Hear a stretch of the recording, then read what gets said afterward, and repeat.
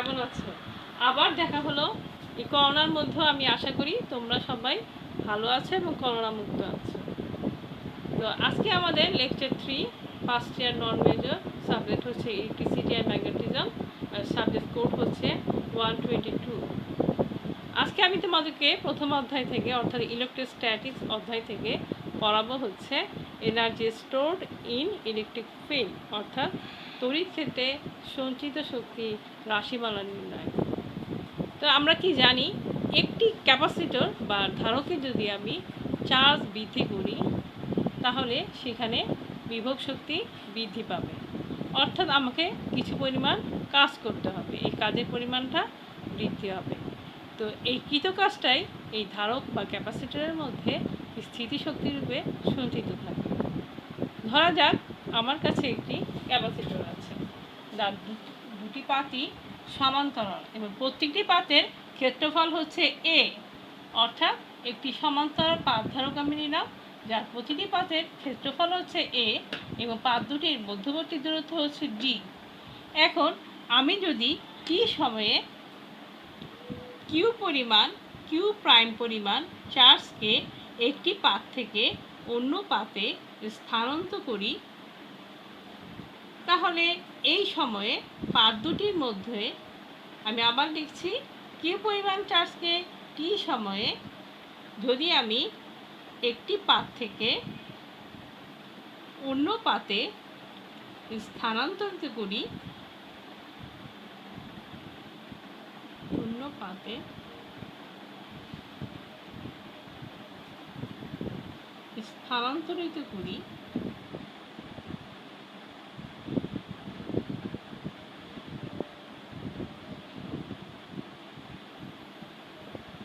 তাহলে ওই মুহূর্তে পাত দুটির মধ্যকার যে বিভব পার্থক্য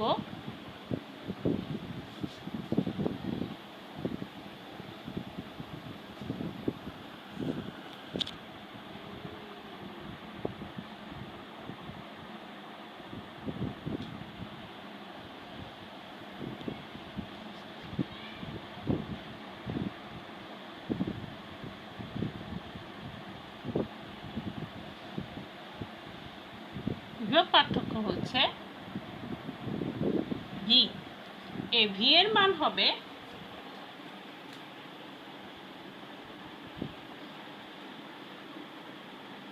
কিউ প্রাইম বাই সি। ধরলাম এটা 1 নম্বর ইকুয়েশন।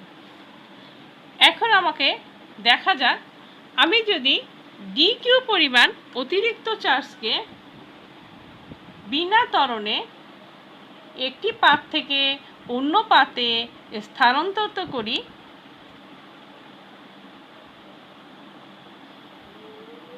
অর্থাৎ অতিরিক্ত ডি কিউ প্রাইম পরিমাণ চার্জকে বিনা ত্বরণে একটি পাত থেকে অন্য পাতে স্থানান্তরিত করি, আমি এখানে সংক্ষেপে লিখছি, তাহলে আমার যে কাজের পরিমাণ হবে, তাহলে কৃত কাজের পরিমাণ হবে DW.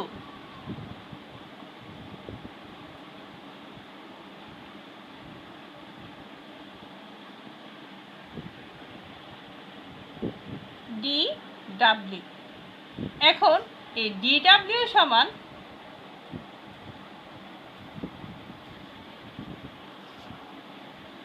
V T into D Q prime. এখন আমি এখানে ভি এর মানটা বসিয়ে দিব, Q prime by C into D Q prime. Okay, এখন আমি যদি কিউ পরিমাণ চার্জকে একটি পাত থেকে অন্য পাতে এই পদ্ধতিতেই স্থানান্তরিত করি, তাহলে আমার কৃত কাজ হবে ডাব্লিউ। তাহলে ডাব্লিউ হচ্ছে ইন্টিগ্রেশন অফ ডি ডাব্লিউ। আমি তাহলে লিখতে থাকি। কিউ পরিমাণ চার্জকে যদি স্থানান্তরিত করি তাহলে আমার কৃত কাজ হবে ডাব্লিউ, অর্থাৎ মোট কিউ পরিমাণ চার্জকে স্থানান্তরিত করতে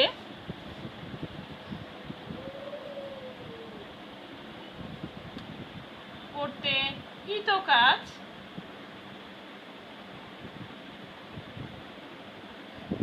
হচ্ছে ডাব্লিউ। তাহলে আমি ফিগারটা একটু মুছে দিই।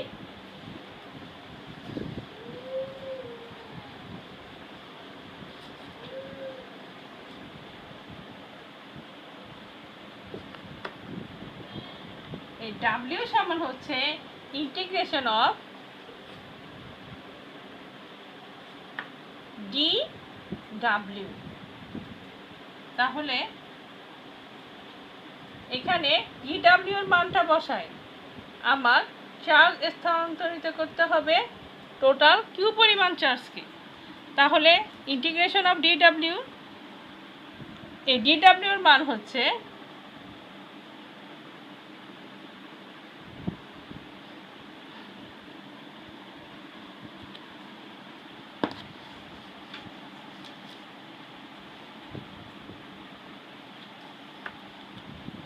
এখন আমি ইন্টিগ্রেশন করি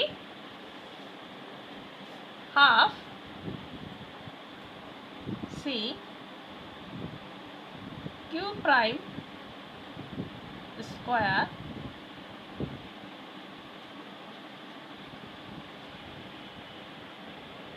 সুতরাং ডাব্লিউ হচ্ছে হাফ সি কিউ স্কোয়ার। এটার নাম দিলাম আমি 2 নম্বর ইকুয়েশন। এখন আমরা জানি কি ধারকত্ব সি অর্থাৎ ক্যাপাসিট্যান্স সি হচ্ছে কিউ বাই ভি। তাহলে টোটাল চার্জ কিউ হচ্ছে সি ভি, এটার নাম দিলাম 3 নম্বর ইকুয়েশন। এখন এই সি এর মানটা আমি 2 নম্বর ইকুয়েশনে বসাতে পারি।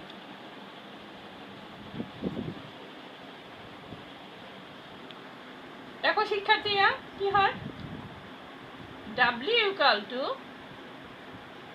হাফ সি আর কিউর মান হচ্ছে সিভি। তাহলে সিভি হোল স্কোয়ার, এখানে থাকবে half C C square V square.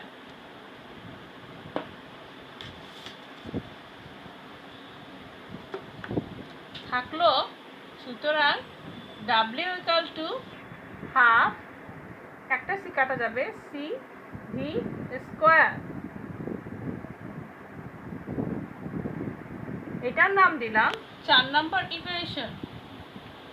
এই 4 নম্বর ইকুয়েশনই হচ্ছে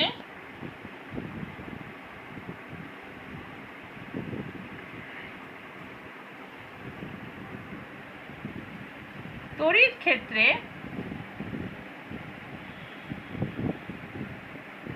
সঞ্চিত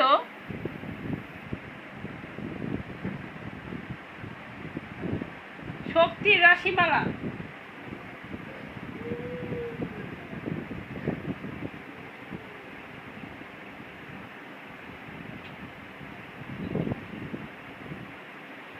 ইউ অর্থাৎ ইউ হচ্ছে ইউ ইকুয়াল টু ডাব্লিউ সমান হাফ সি ভি স্কোয়ার।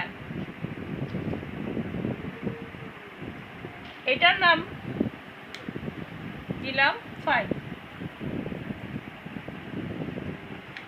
এখন আমরা কি জানি যে এই ক্যাপাসিটর যার দুটি পাতই সমান্তরাল, এই সমান্তরাল পাতধারকের দুটি পাতের মধ্যবর্তী জায়গায় সঞ্চিত শক্তি ইউ হচ্ছে হাফ সিভি স্কোয়ার। এখন আমরা কি পড়েছিলাম, পাত দুটির প্রতিটি পাতের ক্ষেত্রফল হচ্ছে এ আর মধ্যবর্তী ডিস্টেন্স হচ্ছে ডি। তাহলে পাত দুটি মধ্যবর্তী জায়গার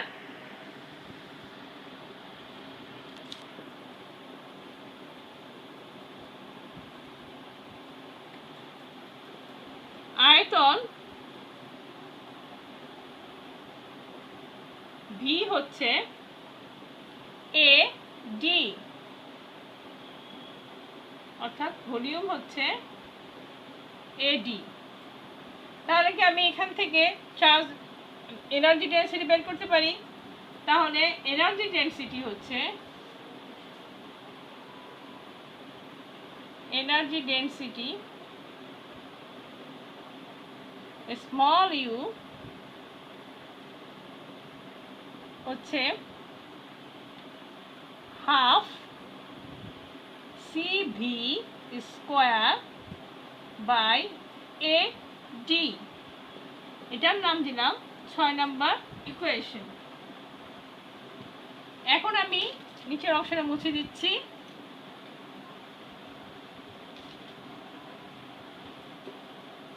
এখন দেখো সি, এই ডাইইলেকট্রিক সহ ধারকের জন্য, ডাইইলেকট্রিক সহ ধারকের জন্য বা ক্যাপাসিটরের জন্য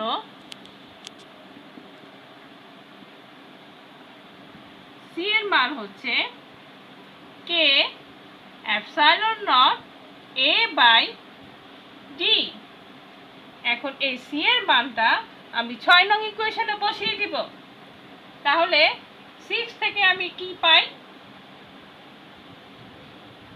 energy density small U equal to half, C এর মান হচ্ছে K epsilon nought A by D, আর এখানে আছে V square by A D. এখন দেখো এই এ এ কাটা যাবে, থাকবে ডি স্কোয়ার। আমি উপরের অংশটা মুছে দিচ্ছি।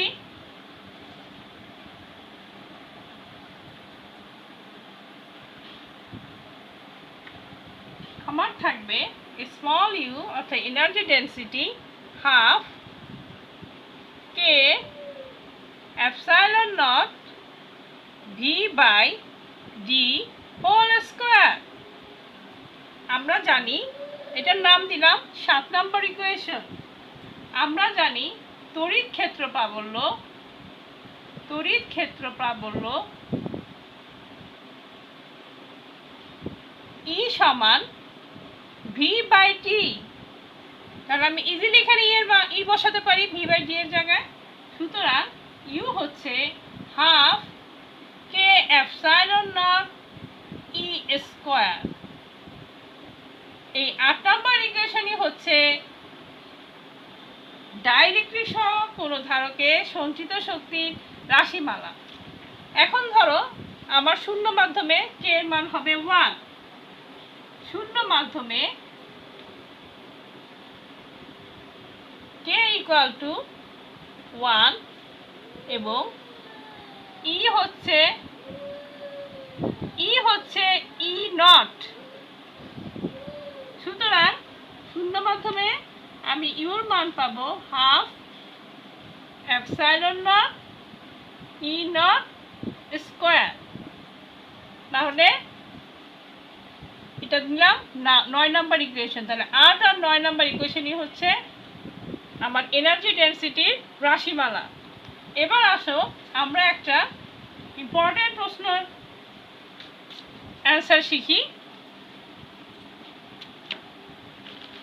প্রশ্নটি আমি দেখাচ্ছি।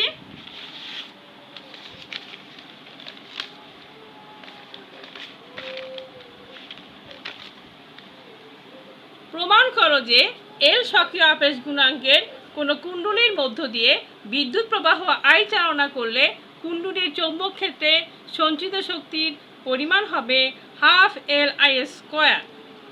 অর্থাৎ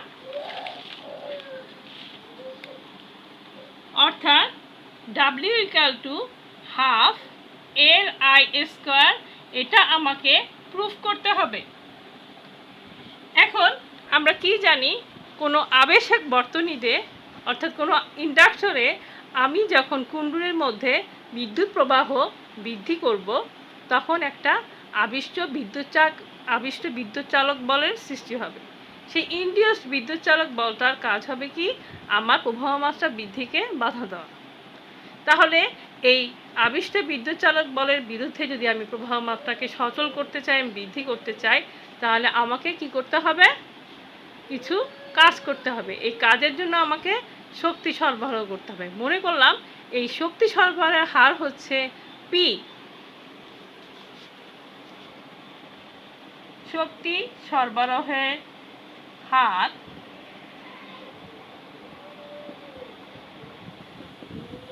হার হচ্ছে পি। পি সমান আবিষ্ট বিদ্যুৎ চালক বল,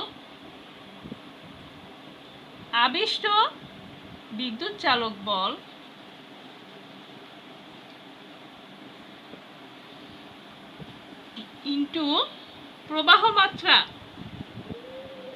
তড়িৎ প্রবাহ মাত্রা।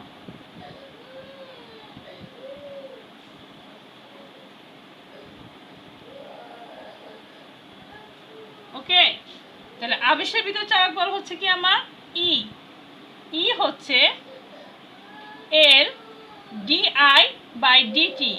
আমরা প্রশ্ন থেকে জেনেছি এর হচ্ছে স্বকীয় আবেশ গুণাঙ্ক, এটার নাম দিলাম 1 নম্বর ইকুয়েশন। তাহলে পি এর মান হচ্ছে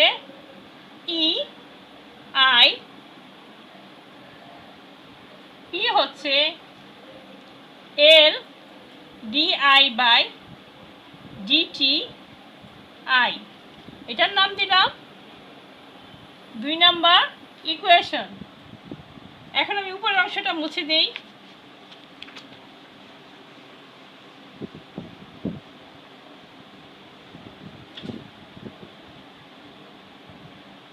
এখন আমরা জানি ডিটি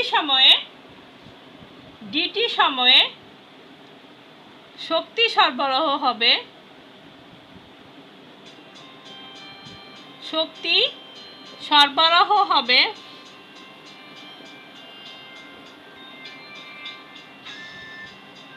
ডিটি সময়ে শক্তি সরবরাহ হবে ডিডব্লিউ সমান পি ইন্টু ডিটি। এখন আমি পি এর মানটা বসিয়ে দিচ্ছি, এল ডিআই বাই ডিটি আই, আর এখানে ডিটি, এই ডিটি কাটা যাবে, থাকবে এল আই ডিআই, এটা দিলাম 3 নম্বর ইকুয়েশন। এখন আমি যদি প্রবাহ মাত্রাকে 0 থেকে বৃদ্ধি করে আইতে নিয়ে আসি, তাহলে আমার টোটাল কাজ বা শক্তি সরবরাহের পরিমাণ হবে ডাব্লিউ, আর ডাব্লিউটা কি হবে, ইন্টিগ্রেশন অফ ডিডব্লিউ। আমি লিখতে পারি চার্জকে 0 থেকে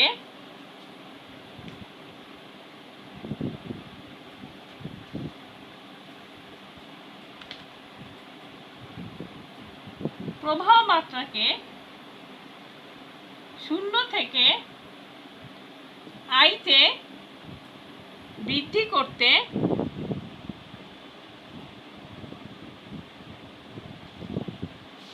কৃত কাজ হবে ডাব্লিউ। তাহলে উপরের অংশটা মুছে দিচ্ছি, ডাব্লিউ হবে ইন্টিগ্রেশন অফ ডিডব্লিউ। তাহলে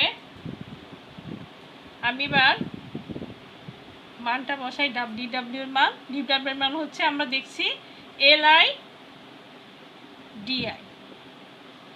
এখন নিচের অংশ মুছে দিই,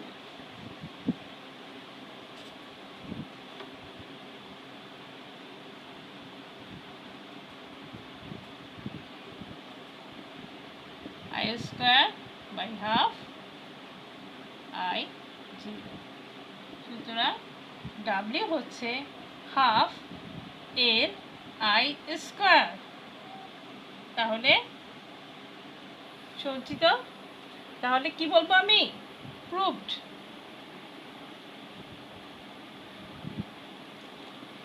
তাহলে আমি বলতে পারি এল সক্রিয় আবেশ গুণাঙ্কের কোনো কুণ্ডলীর মধ্য দিয়ে যদি আই পরিমাণ বিদ্যুৎ প্রবাহিত করা হয়, তাহলে ওই কুণ্ডলীর মধ্যে আমার যে শক্তির পরিমাণ হবে সেই শক্তিটা হচ্ছে হাফ LI স্কোয়ার।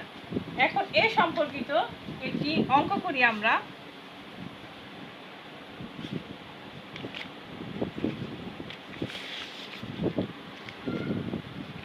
অঙ্কটির কি প্রশ্নটি দেখে নেই। 600 পাকের অর্থাৎ 600 পাকের একটি কুণ্ডলীর মধ্য দিয়ে 3 অ্যাম্পিয়ার বিদ্যুৎ প্রবাহের ফলে 1.5 × 10⁻⁻4 ওয়েবার চৌম্বক ফ্লাক্স উৎপন্ন হয়। বিদ্যুৎ প্রবাহের মান যদি 0.0 সেকেন্ডে শূন্যে নিয়ে আসা হয়, তবে কুণ্ডলীতে গড় আবিষ্ট বিদ্যুৎ চালক শক্তি। 2 নম্বর প্রশ্ন, কুণ্ডলীর সক্রিয় আবেশ গুণাঙ্ক, এবং 3 নম্বর হচ্ছে কুণ্ডলীতে সঞ্চিত শক্তি নির্ণয় করো। তাহলে আমি দেখে নিচ্ছি, এখানে আমার ডি ফাই এর মান হচ্ছে 1.5 × 10⁻⁻4 ওয়েবার। ডিটির মান হচ্ছে 0.06 সেকেন্ড।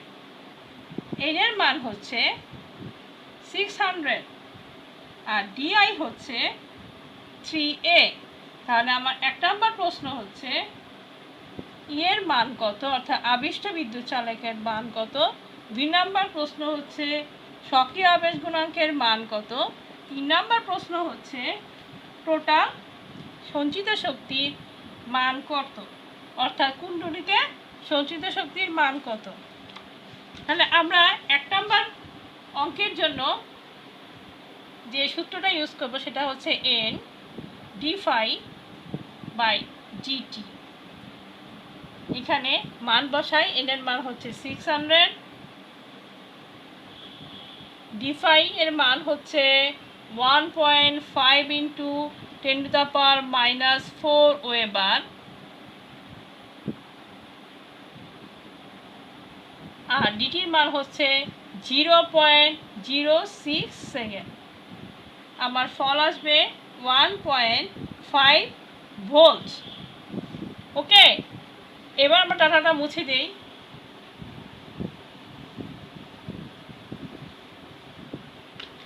এবার 2 নম্বর কোশ্চেন ছিল আমার এল এর মান কত। তাহলে আমি লিখতে পারি E equal to L DI by DT. এখানে এ পাবো আমি ই ডিটি বাই ডিআই। মান বসে আমি এর মান আমি এখান থেকে পেলাম 1.5 ভোল্ট, ডিটির মান পেলাম 0.06 সেকেন্ড, ডিআই এর মান হচ্ছে 3 অ্যাম্পিয়ার। তাহলে আমার নিচের অংশটা মুছে দিচ্ছি। মান বের হবে, এল এর মান বের হবে 3 × 10⁻⁻2 হেনরি। ওকে, এল এর মান পেয়ে গেলাম। এবার 3 নাম্বার হচ্ছে সঞ্চিত শক্তির রাশিমালা। মনে করলাম সঞ্চিত শক্তি হচ্ছে ডাব্লিউ। একটু আগে আমরা প্রমাণ করেছি W equal to half LI square, কুণ্ডলীতে সঞ্চিত শক্তির রাশিমালা। তাহলে এখানে আমরা মান বসাই, এল এর মান পেয়েছি 3 × 10⁻⁻2 হেনরি, আর আই হচ্ছে 3 অ্যাম্পিয়ার হোল স্কোয়ার। আর এখান থেকে আমি যে মানটা পাবো সেটা হচ্ছে 13.5 × 10⁻⁻2 জুল।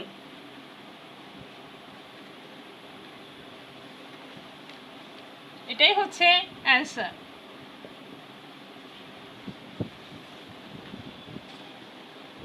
আসলে আমরা পরবর্তী ক্লাসের হোমওয়ার্ক নিয়ে নেই। আমাদের আজকের হোমওয়ার্ক হচ্ছে, তোমরা একটু লিখো,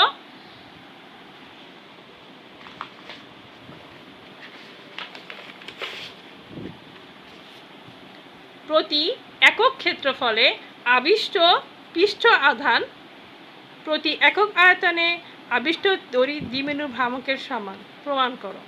অর্থাৎ তোমাকে প্রমাণ করতে হবে প্রতি একক ক্ষেত্রফলে আবিষ্ট পৃষ্ঠ আধান প্রতি একক আয়তনে আবিষ্ট তড়ি দ্বিমেরু ভ্রামকের সমান। বাসায় বসে এই হোমওয়ার্কটি অবশ্যই করবে। ঘরে বসে সময় নষ্ট করবে না, প্রতি মুহূর্তকে কাজে লাগাবে। কারণ কি জানো, আমরা সময় এবং স্রোত কারোর জন্যই অপেক্ষা করে না। আজকে এই পর্যন্তই। আল্লাহ হাফেজ।